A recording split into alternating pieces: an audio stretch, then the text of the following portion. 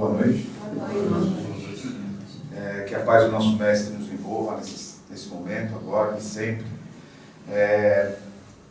Nós vamos conversar um pouquinho hoje sobre uma coisa que a gente fala muito, que a gente teoriza muito, que é a lei do amor, né?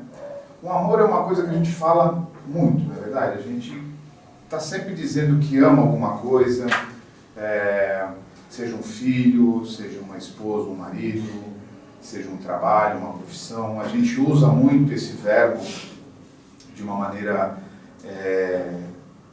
usual. E a ideia hoje é a gente tentar conversar um pouquinho sobre o que realmente a gente entende sobre esse amor. Eu fiquei pensando na hora que a Lucy falou comigo, como abordar esse tema. E eu acho que a maneira mais fácil da gente começar a pensar um pouquinho sobre isso é que a gente tem uma diferença entre aquilo que a gente pensa e aquilo que a gente sente. Então a gente fala que eu amo o meu semelhante, né? Ou talvez seja a melhor forma de falar isso, eu quero amar o meu semelhante, né? Ou seja, eu preciso pensar isso, né? Eu preciso raciocinar isso. E para que a gente fale sobre isso, eu queria trazer um pensamento, uma reflexão para nós. A primeira vez que eu estive aqui, eu trouxe uma reflexão que falava assim, que eu perguntava o que era Deus, né? E aí a gente chegou à conclusão que Deus, lá tem no livro dos Espíritos, a pergunta no livro, fala que ele é a inteligência suprema, a causa de todas as coisas. Depois eu perguntei o que nós somos, né? E a gente chegou à conclusão que a gente é filho de Deus, né?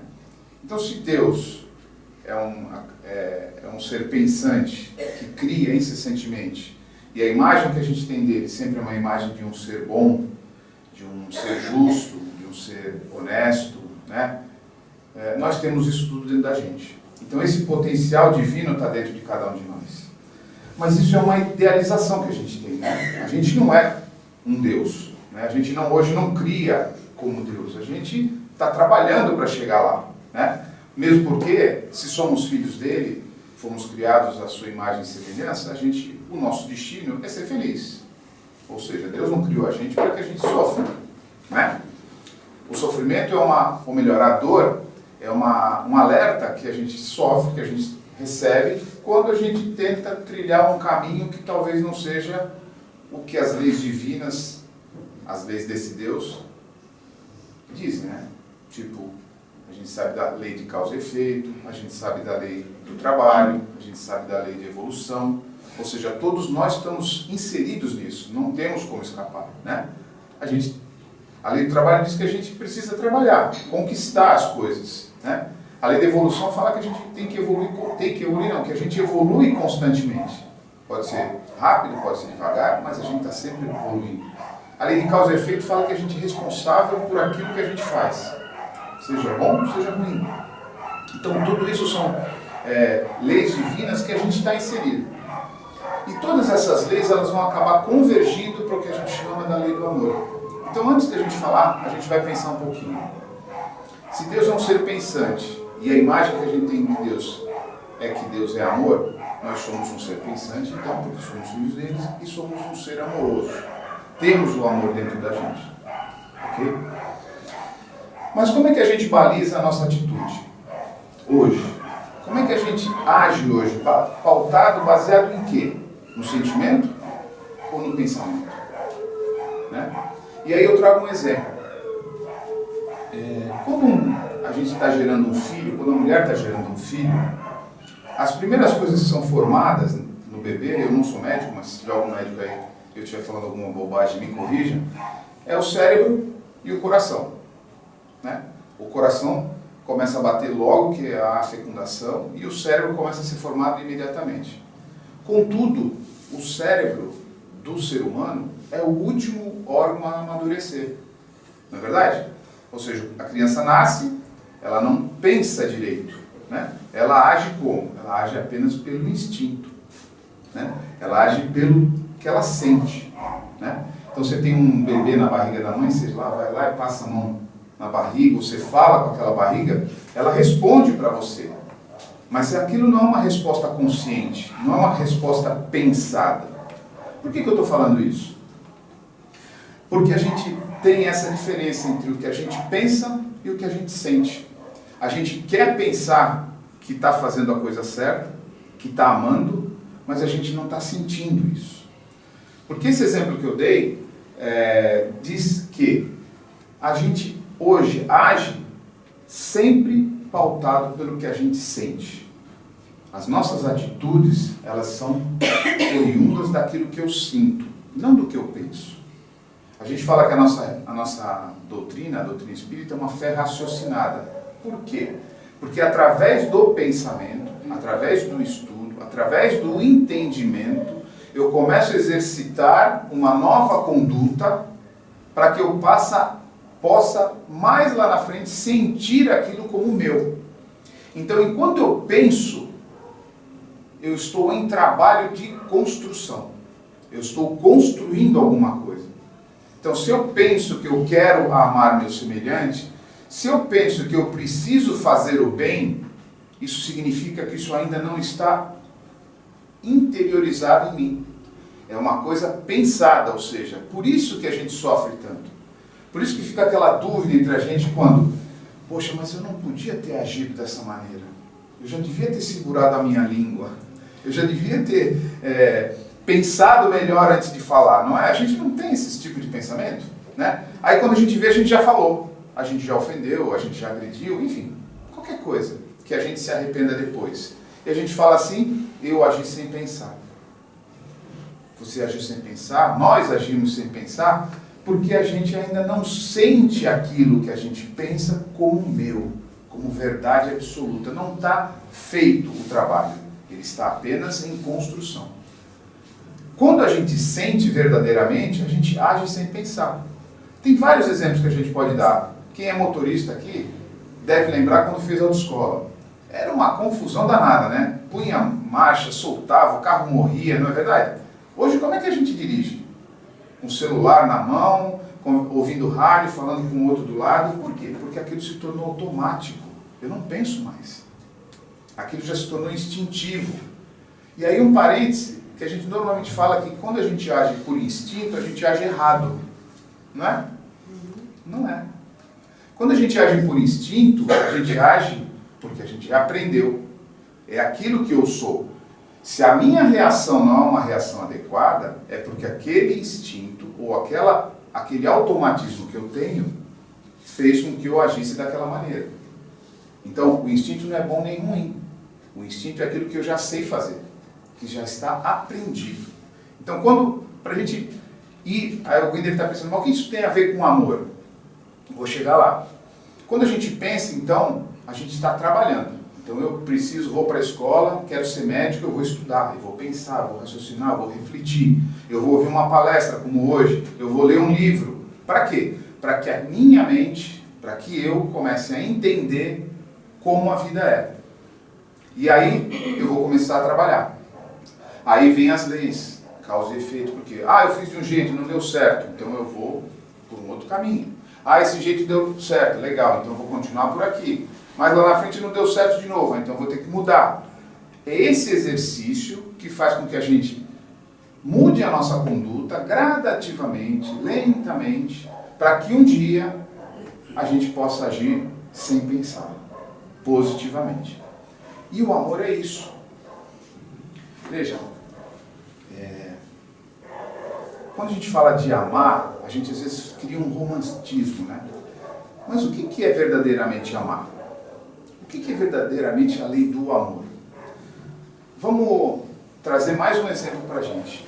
A gente tem lá os nossos 2 mandamentos principais, né? Amar a Deus sobre todas as coisas e ao teu próximo como a ti mesmo. Vamos refletir um pouquinho em cada um deles. Primeiro, no amar ao próximo como a mim mesmo. Está lá escrito. Amar ao próximo como a mim mesmo. Como é que eu me amo?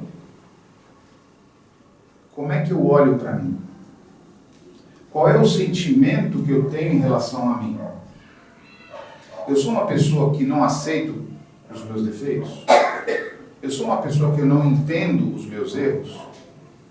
Como é amar a si próprio? Parece egoísta, né, gente? Parece uma coisa assim, como é que eu vou amar a mim mesmo? Eu preciso amar um semelhante, né? Não é isso que a gente ouve nas palestras e nos livros? Eu tenho que amar um semelhante.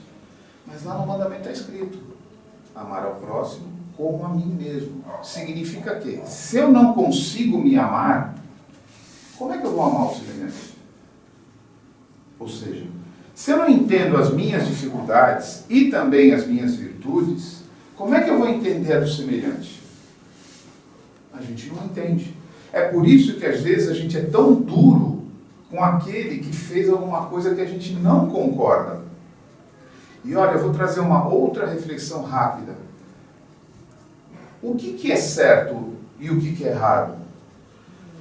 Cada um de nós construiu o que é certo e errado baseado nas nossas vivências. Isso é fato. Cada um aqui viveu ou vive uma vida, e viveu várias vidas, onde construiu aquilo que, para mim, para nós, é certo e errado. Quer ver um exemplo? O que é isso? É um controle remoto. Vocês sabem que é um controle remoto porque eu peguei aqui na TV. Agora esquece que isso aqui é um controle remoto. O que é isso? O que vocês estão vendo aqui? Vocês estão vendo uma caixinha retangular, preta. Provavelmente vocês estão vendo ela com vários botões aí na frente, vários negocinhos cinza, um círculo. Não é isso que vocês estão vendo aí? Né? Eu vou falar para vocês que eu estou vendo uma caixinha retangular que não tem botão nenhum. Nós estamos vendo a mesma coisa? Estamos vendo a mesma coisa. Só que com perfil diferente, com realidades diferentes. Para vocês estão vendo um retângulo com botões. Para mim, eu estou vendo uma caixa preta, retangular também. Mas não significa que eu estou errado e que vocês estão certos. Significa apenas que a gente vê de maneira diferente. Então, o certo e o errado está em cima disso. O outro tem uma visão diferente da minha. E muitas vezes a gente quer que o outro veja a vida com os meus olhos, com a minha experiência. Isso não vai acontecer nunca. Porque ele precisa viver a vida, como eu preciso viver a minha. Então, nós estamos numa fase onde amar é entender que o outro entende e vê a vida do jeito dele. Ah, Sérgio, significa que eu tenho que, se ele está matando alguém, se ele está fazendo uma violência para alguém, eu tenho que concordar com ele? Não. Eu não preciso concordar com ele. Mas amar significa entender que ele vê a vida daquele jeito. Sérgio, mas é um absurdo, ele está lá roubando, matando, fazendo. É o que ele aprendeu. É o que ele sabe viver. Precisamos ajudá-lo a mudar? Claro. É para isso que a gente está aqui buscando uma religião, buscando um entendimento. Porque assim a gente consegue ver a vida de uma forma diferente. A gente começa, voltando lá ao que a gente estava conversando, a pensar, a refletir, a entender e mudar o quê? O nosso comportamento. Gradativamente. Esse é o processo de reforma interior. Onde a gente entende que é um passo de cada vez.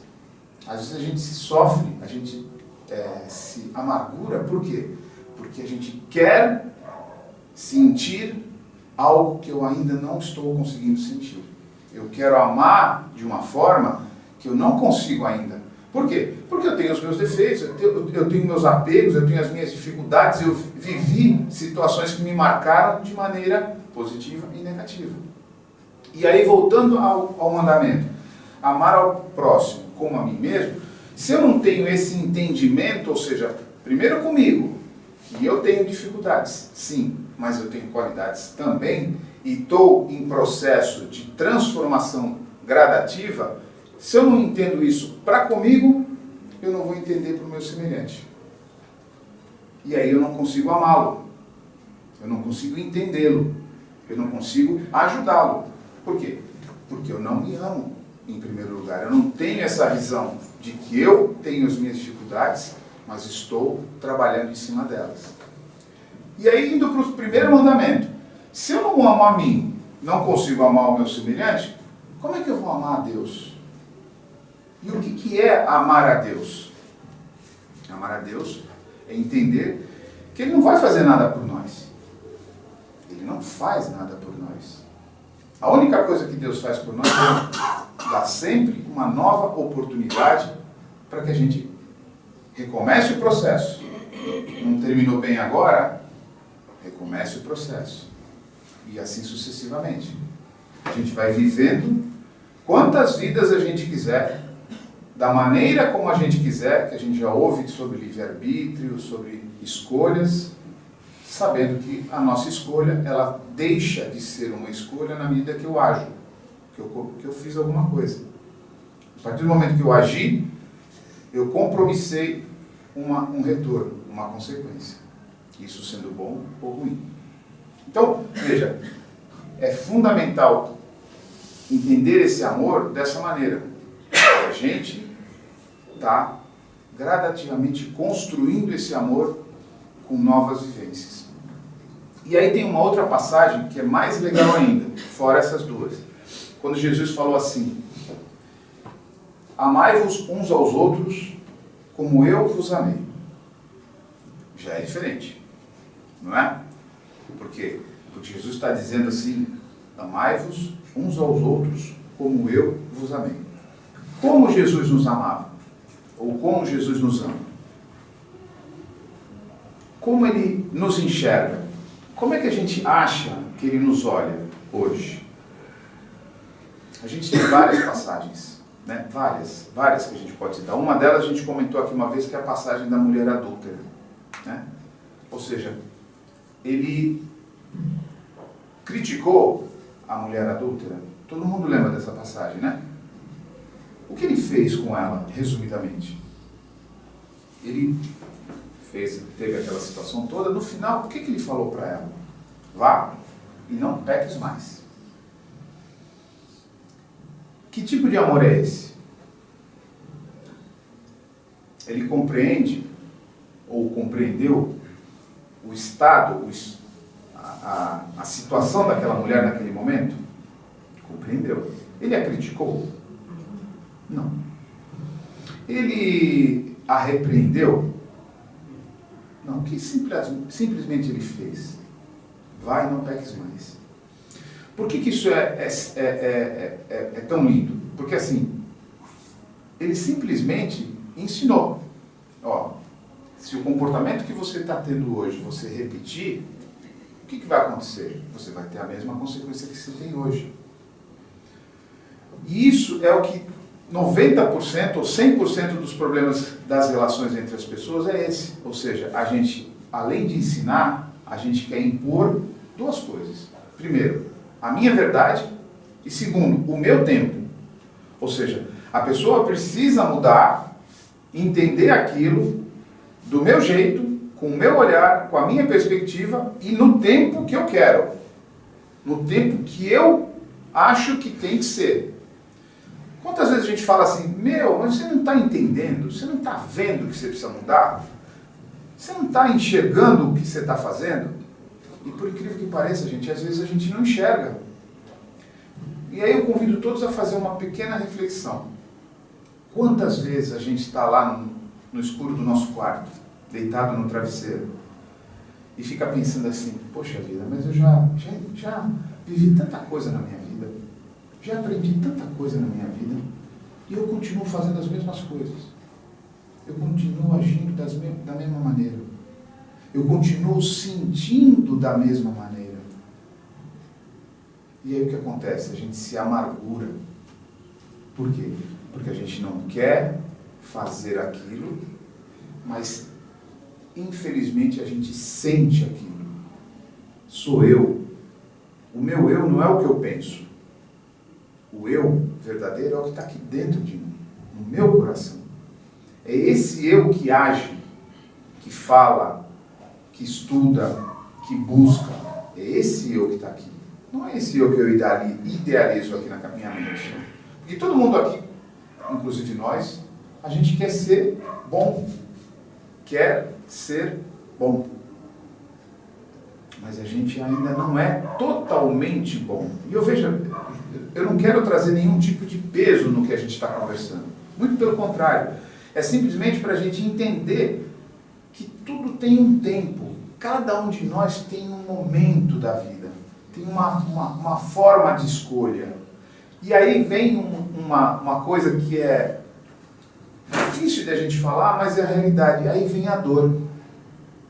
Por quê? A dor. Porque a dor é uma coisa palpável. Ela não é uma filosofia. Ou seja, você corta o dedo, você quebra o braço, você sente dor.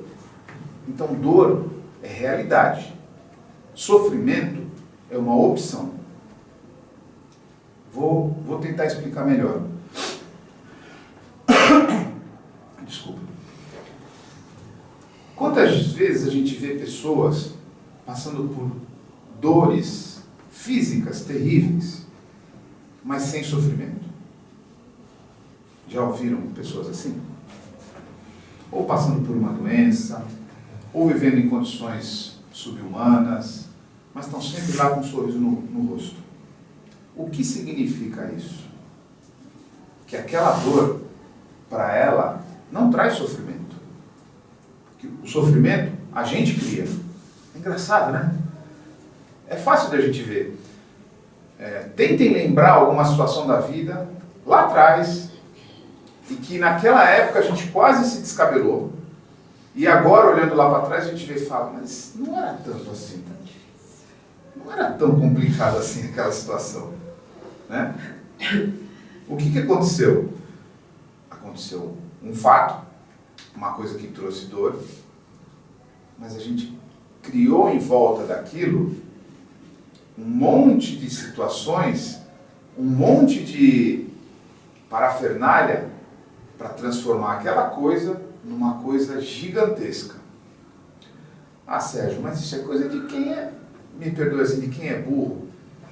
Não é isso, gente. É que a gente cria isso como defesa. Para não enxergar a dor. A dor, ela é um grande aliado da gente. Agora você pegou pesado, Sérgio. Como que dor pode ser um grande aliado para a gente? Porque a dor nos avisa que algo não está adequado. Que algo não está nos conformes. Então vem a dor em primeiro lugar. É como a doença no corpo humano. É a mesma coisa. Todo mundo fala, Deus me livre de ficar doente. Muda. Agora, por favor, quando eu tiver que ficar doente para enxergar alguma coisa, deixa eu ficar doente rápido, para eu entender que eu preciso mudar. É isso. Então, o que isso tudo tem a ver com amor? Todas essas situações, quando a gente consegue compreender, significa que a gente está se aproximando do que é realmente ou verdadeiramente o amor. Porque essas situações cotidianas que a gente está conversando agora, elas acontecem várias e várias vezes na nossa vida. Relacionamento de trabalho, relacionamento afetivo, relacionamento paternal, maternal. São relacionamentos que vivemos, onde a gente tem pinceladas desse amor que a gente está querendo hoje conversar um pouco mais macro, e a gente vai exercitando essa capacidade de entender aquele que está do nosso lado. O dia que a gente conseguir ter esse tipo de entendimento, aquilo que Jesus falou, a gente vai estar exemplificando, ou seja, amar uns aos outros como eu vos amei, ou como Jesus nos amou.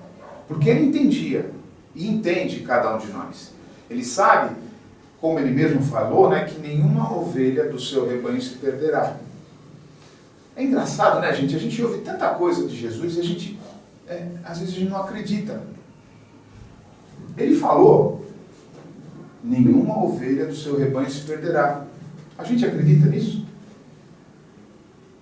A gente, às vezes, pensa e age como se não acreditasse. Como se as dificuldades que vivemos hoje, e tenho certeza que todos aqui têm muitas dificuldades, fossem eternas. São situações que a gente me perdoem, dramatizamos, entramos num estado de sofrimento imenso e depois a gente passa por elas. Jesus sabe que a gente está num processo, cada um de nós, não só quem está aqui, mas quem está lá fora também. Pense naquela pessoa mais vil que a gente possa imaginar. Ele também é uma ovelha que não se perderá. O que precisa para a gente traçar um plano, vamos dizer assim? Porque tudo isso que eu falei é muito bonito, claro, né? Cultivar o amor, cultivar o... é muito bacana. Agora como? Como eu faço isso? Como é que eu traço esse plano de ação para poder mudar a minha vida?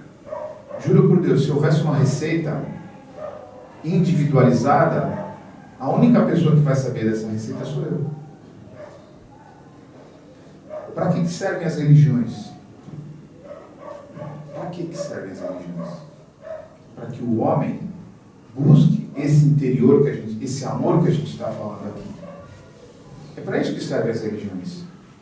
E hoje, percebam, cada vez mais, o que era religião, que parecia tão distante do cotidiano humano, estão cada vez mais convergindo para andarem lado a lado. Ou seja, a ciência, que antes era tão à toa, né?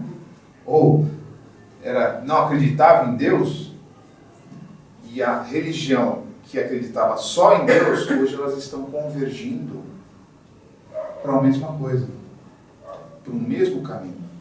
Então as religiões são verdades particulares de grupos que entendem a vida de uma maneira diferente da nossa. Eles estão errados? Não. Eles estão procurando o caminho deles pela via deles. Nós estamos procurando o nosso caminho pelo nosso entendimento. Isso é entender o que é o amor. Que cada um de nós escolhe o seu caminho. Tem o direito de escolher esse caminho, mesmo que ele seja errado no nosso ponto de vista. Porque para o outro, para aquele que escolheu o caminho, aquele caminho é o certo. Aquele caminho é o ideal. Pode se mostrar lá na frente para ele que não seja. Mas alguém aqui acorda um dia falando assim, hoje eu vou errar. Não, hoje eu vou fazer alguma besteira. Ninguém. Por mais que a gente ache de risada, ninguém. Todo mundo quer acertar. Mas o parâmetro de entendimento da pessoa pode estar torto no nosso modo de ver. Né? Exemplo, quando uma pessoa sai para cometer um delito, um roubo, qualquer coisa, ele está errado. É óbvio. Só que para ele, aquilo está certo. Por quê? Porque ele precisa, de alguma forma, na cabeça dele, entender aquilo como uma maneira correta de atingir um objetivo que ele tem. Sérgio, não seja louco. Ele entende que é assim. Ele acha que é a forma mais fácil de atingir um objetivo. Qual? Ter dinheiro, ter qualquer coisa. Ou vingar alguém quando comete um assassinato. Não leva o desaforo para casa. Então vai lá e mata o cara. Para ele, é aquilo. Volta lá para trás, na Homem das Cavernas. Um pouco mais na Idade Média. Não era assim? Duelo entre aquele que ofendeu, né? Era assim. Então veja, não é muito diferente do que a gente vive hoje. E essa construção do amor que a gente está falando é um processo. Um processo muito delicado, muito particular. Mas a gente tem um modelo, graças a Deus, que é Jesus. O ser mais perfeito que esteve entre nós e que mostrou, não por palavras, mas na prática. O evangelho todo de Jesus foi baseado não em palavras, ou seja, não no pensamento, mas sim no que Jesus sentia. A forma como Jesus agia era natural dele. Ele não se fazia assim. Ele não veio mostrar isso de maneira artística. Não, ele viveu intensamente tudo o que ele falou. Com a mulher adúltera, com Pilatos, nas curas. Tudo que ele fazia era ele, verdadeiramente. Ou seja, era o amor dele fazendo ele agir. Todos os missionários que a gente conhece, Madre Teresa, Irmã Dulce, Chico Xavier, todos esses não se perfaziam em algo, num personagem. Eles eram aquilo. Lembra da história do Chico, lá que os dois repórteres vieram entrevistá-lo e tudo mais, tal, e que ele podia ter feito um escarcéu, né? Não, você está me enganando. O que ele fez? Nada. Simplesmente deu o livro assinado com o nome dos caras, verdadeiros. Ou seja, ele fez isso porque ele estava querendo demonstrar superioridade aos repórteres? Não. Aquilo era ele. Aquilo era a sua essência. E quando a gente se tornar essência, ou seja, quando a gente não pensar mais para amar, a gente realmente se tornou uma essência. Se tornou uma coisa verdadeira. E falo isso, gente, não a título de trazer peso novamente para nós. Não. É só para que a gente tenha um pouco mais de compaixão com a gente, primeiro, porque a gente às vezes é muito duro com a gente.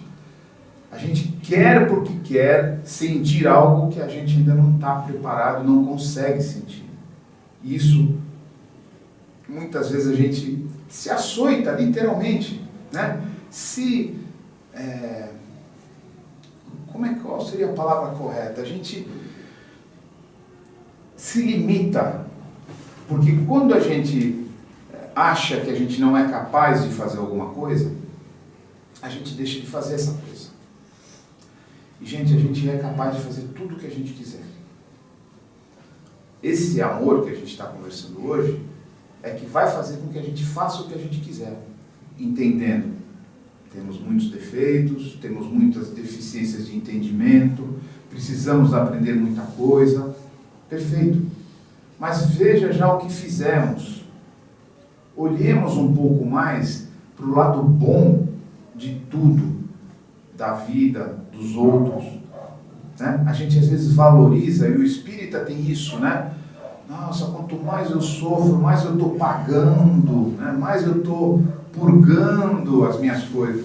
Não é isso. Olha o que a gente falou lá no começo. A gente não foi criado para sofrer. O sofrimento é uma opção nossa. É a gente que escolhe sofrer.